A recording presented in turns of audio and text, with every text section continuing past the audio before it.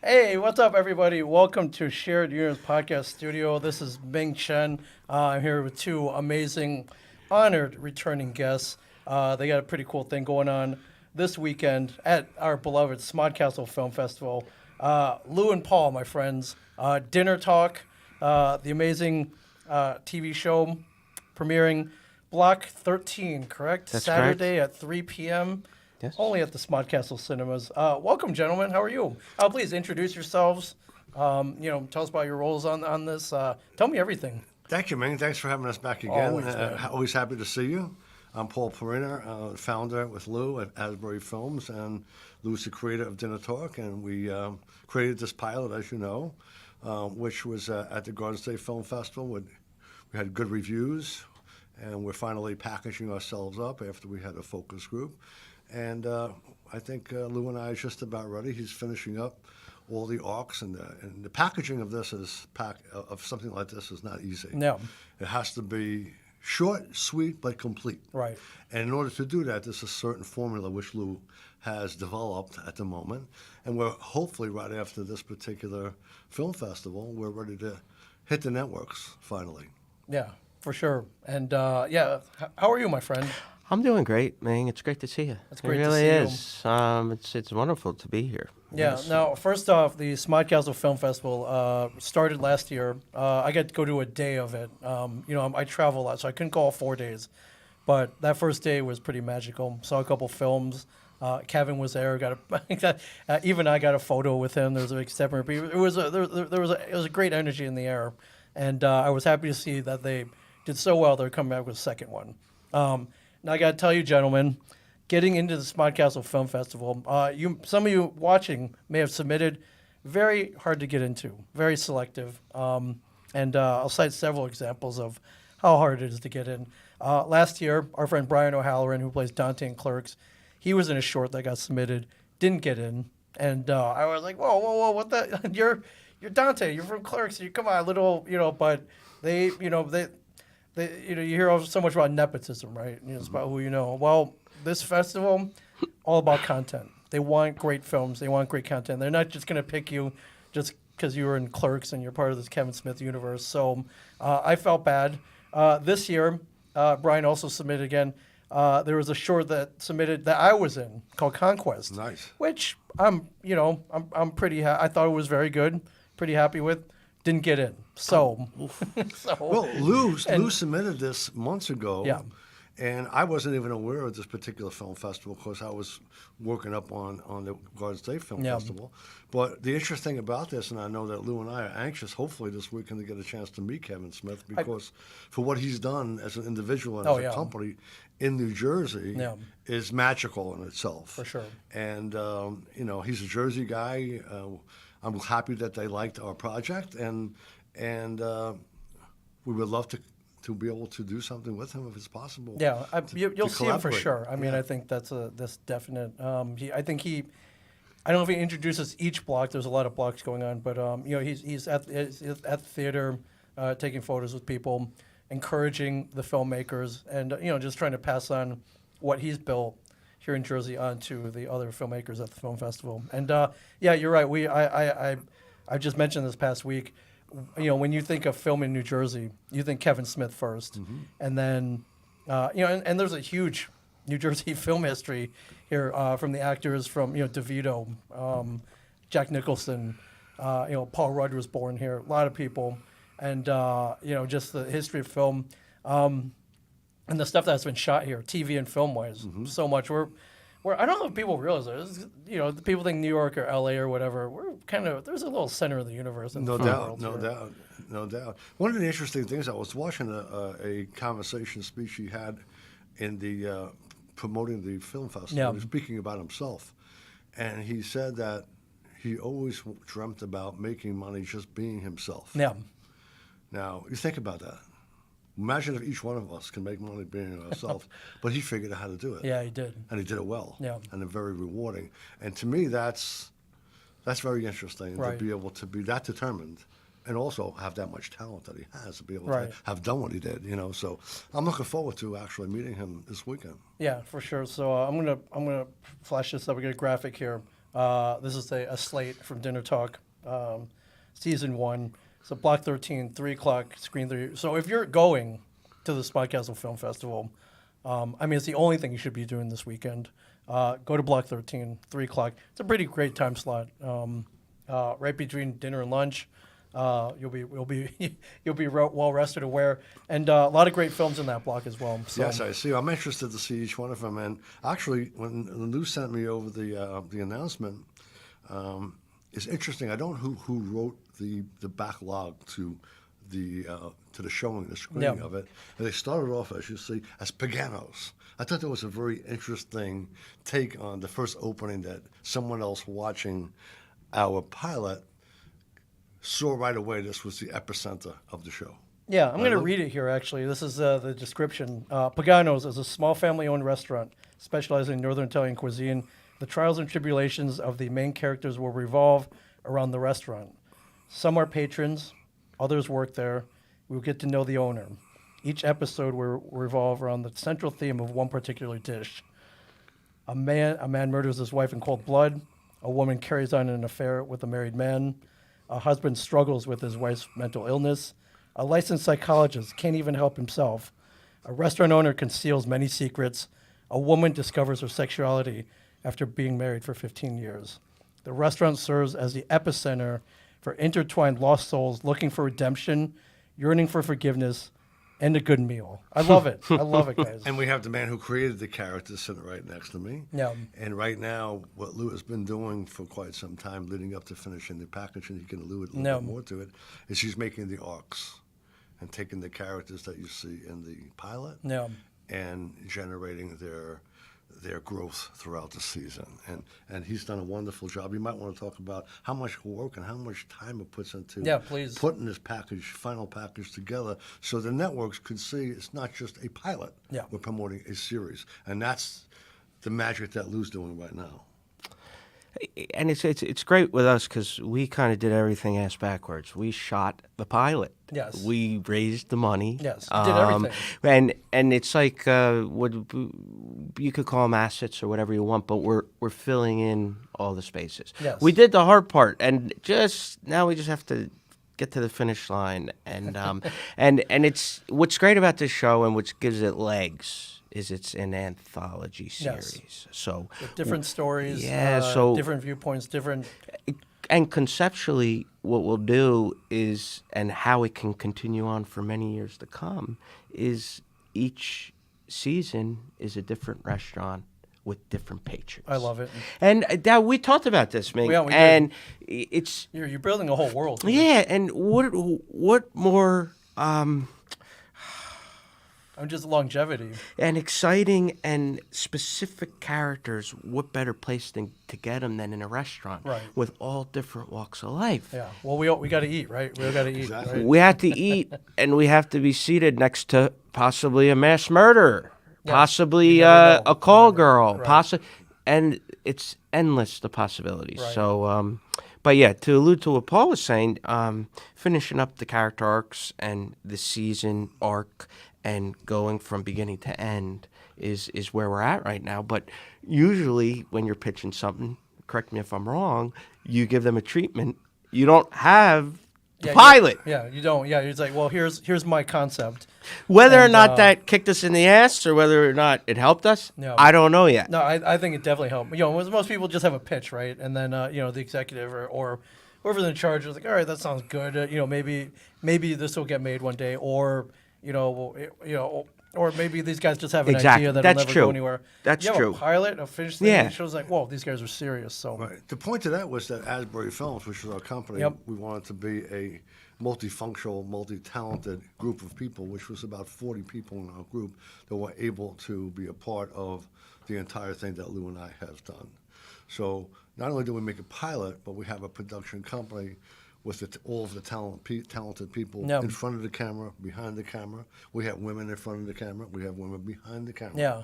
We have a consortium of people that are just almost became family with us, as we talked about in our last thing. But that's what gels. When you have a spark and everybody is sparked, you seem to get a much better result at the Make end. sure everyone's happy on set, guys. Right. You have to be happy on Exactly. set, Yeah. and you want to work with the people you're going to be with for 8 hours a day. Right. And then on the flip side, don't mess with the family. Yeah, no, Don't mess with the family. yeah, no. For sure. You mentioned you put this in front of a focus group. Yes. That's a very interesting process, nerve-wracking. It's you're putting real people in front of this to get real opinions, and they don't hold back. We What do was have- great we is have we did the consultants. focus group where we screened it at the Garden State Film Festival, Yes. and we had people come in, and we had a 8-page survey, Yeah. and asked them very specific questions, and really, it's eye-opening to see some of the Sure. responses because the public is who's watching it. You have to take a step back and remember that, like.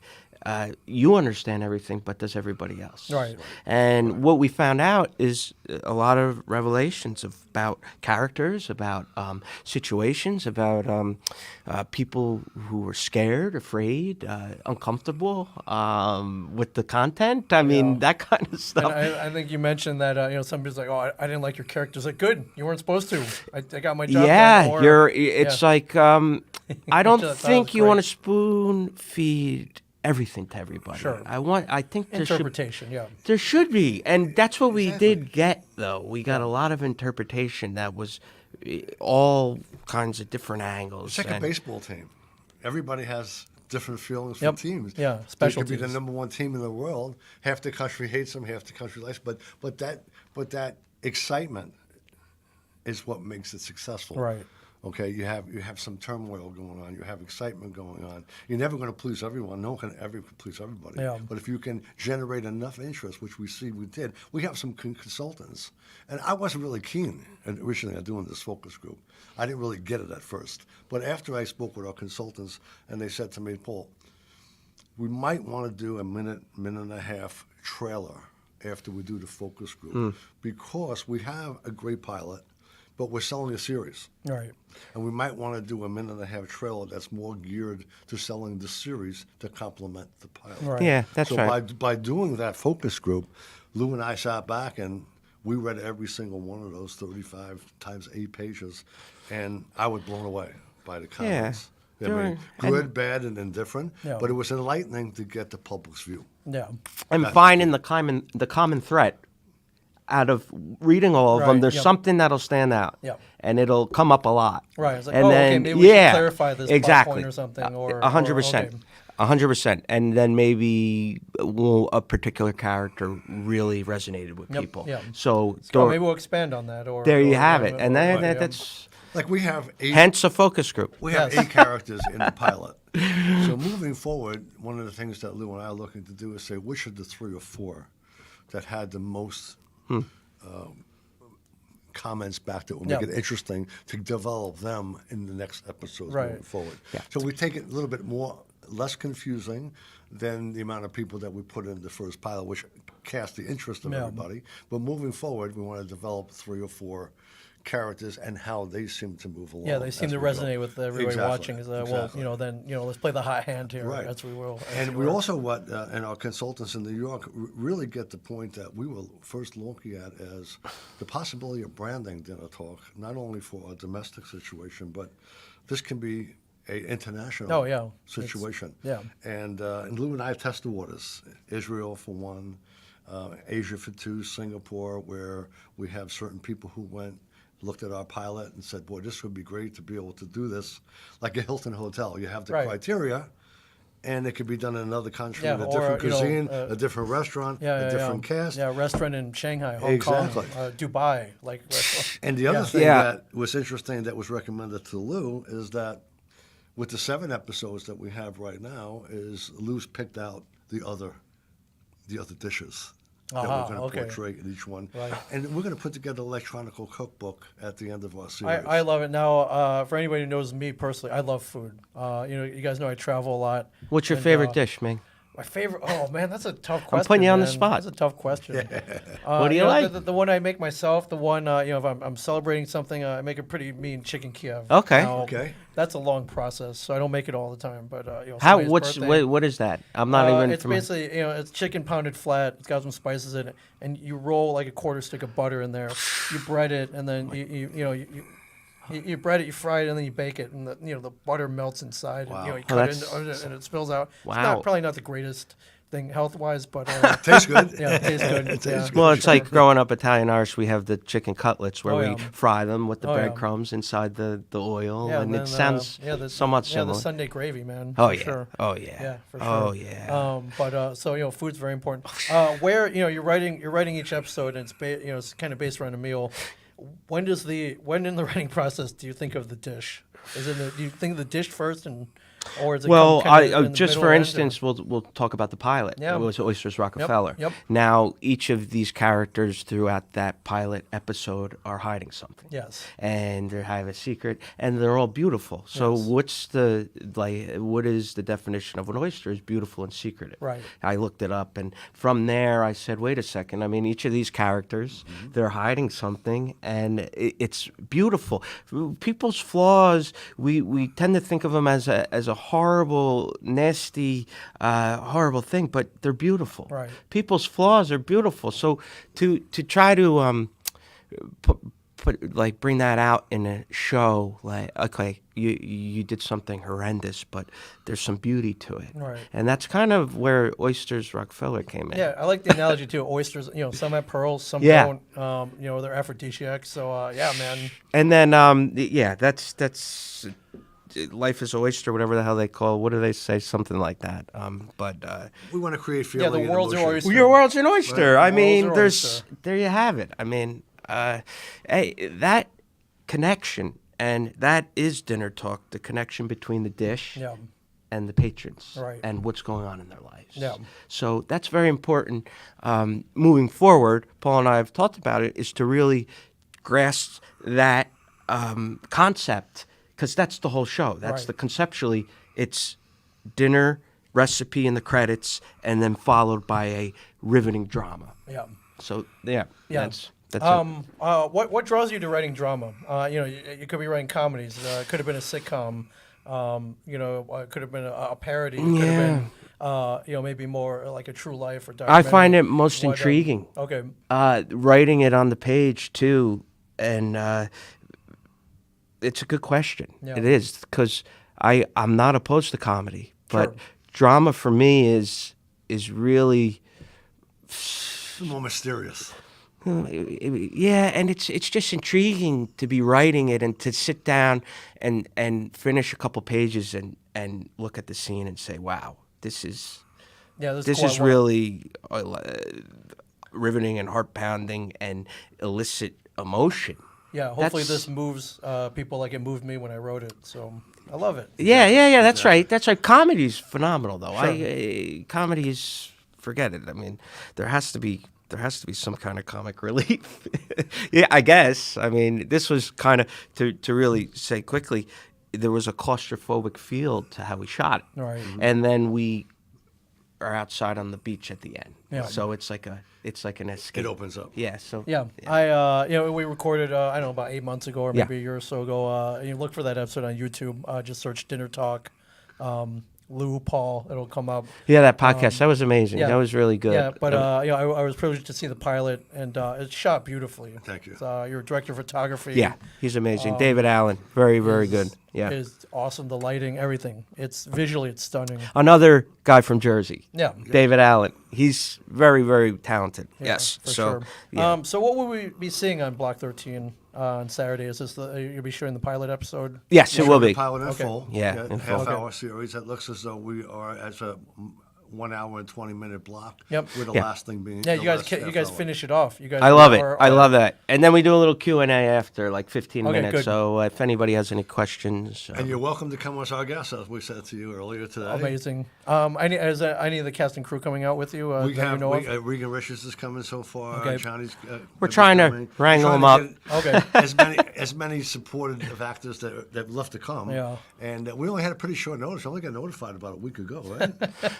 No, a Week, 2 couple weeks ago. yeah. About a month ago. So about a month. We're getting our calls out to the cast and see Okay. who's Hey, able to get I here. mean, it's Kevin Smith's Film Festival. Let's, Speaks for itself. drop whatever you're doing and come on out, right? I would. Exactly, I mean, Mallrats, man, growing up in the 90s, early 90s. Oh yeah, big time. People call that the gateway movie, the movie that gets most people into the other Kevin Smith movies. And talk about having an audience, an audience that is there for you and supports you. Yeah. I mean, is there anyone bigger than Kevin who has such a great following? Nah, Oh yeah, yeah, he's got such a unique fan base, which is just amazing. Yeah, very cool. So, Ming, thank you for inviting us down again. Oh yeah, absolutely. We always love joining with you. Great luck, man. I'm missing my sidekick Moshe today. Oh yeah, he's our in buddy. we know he's in the building, so Yeah, his he's spirit in the is here. program. His spirit is here. He's out there looking at locations today. I do as want to throw usual. this up. There's a production still that I found of. Nice. That's This a house. great picture. Yeah. So you guys looks like in the back of the restaurant. That was our and- first meeting with Anthony Pagano. Where we shot it, Our yep. first meeting, the first day of pre-production, getting ready to pick out our locations in the restaurant to start shooting.